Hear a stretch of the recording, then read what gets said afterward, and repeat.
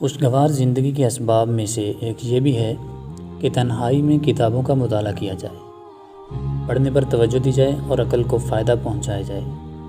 جاہز کتاب پڑھنے کی تلقین کرتا ہے تاکہ رنج و غم کی کیفیت دور ہو جائے۔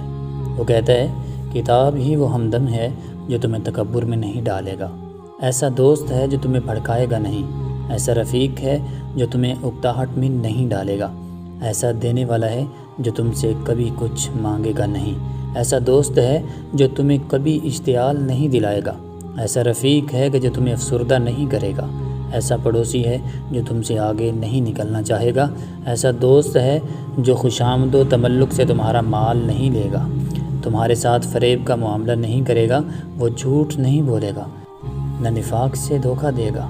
کتاب ہی وہ دل نواز ہے جس کو دیکھو تو تمہاری مسرت بڑھے گی، ذہن میں تیزی آئے گی، زبان صاف ہوگی اور خط درست ہوگا، الفاظ عمدہ ہوں گے، پاکیزہ نفس عمدہ ہوگا، سینہ آباد ہوگا، لوگ آپ کی تعظیم کریں گے، بڑے بڑے لوگ آپ کے دوست بنیں گے، ایک مہینے میں ہی آپ اتنا مشہور ہو جائیں گے کہ جتنے زمانہ بھر میں بھی کبھی نہیں ہوئے۔ تاوان سے نجات، طلب کی شدت سے خلاصی ملے گی۔ جو تعلیم سے کماتے ہیں ان کے دروازے پہ کھڑا نہیں ہونا پڑے گا اور ان کے آگے بیٹھنا نہیں پڑے گا جو اخلاق میں آپ سے کمتر ہیں۔ دشمنوں کے ساتھ بیٹھنے اور ثروت مندوں کی برابری کرنے سے محفوظ رہیں گے۔ کتاب تمہاری اطاعت رات میں بھی ایسے ہی کرے گی جیسے دن میں، سفر و حضر میں یکساں تمہارا کہا مانے گی۔ وہ نیند کا بہانہ کرے گی نہ رات میں جاگنے کا۔ وہ ایسا معلم ہے جس کی آپ کو ضرورت پڑے تو کبھی پیچھے نہیں ہٹے گا۔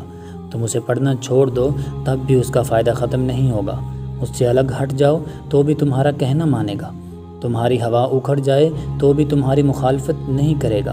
اگر اس سے تعلق رکھو گے اور ذرا سا بھی بندھن باندھ لو گے تو دوسروں سے بے نیاز کر دے گا۔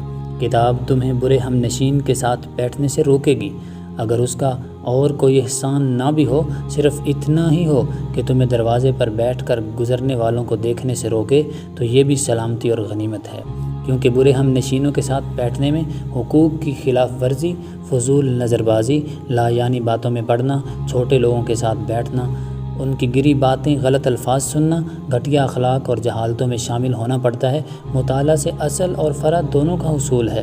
اسی طرح کتاب صرف آپ کو بیکار خواہشوں، لہو و لعب اور آرام پسندی سے بھی روک دے تو یہ بھی اس کا آپ پر زبردست احسان اور کرم ہوگا۔ خالی اوقات گزارنے کا بہترین طریقہ کتب بینی ہے۔ یہ تجربہ میں اضافہ، عقل و فہم میں بڑھوتری کرتی ہے، یہ آبرو کی حفاظت اور اپنی اصلاح کا اچھا ذریعہ ہے۔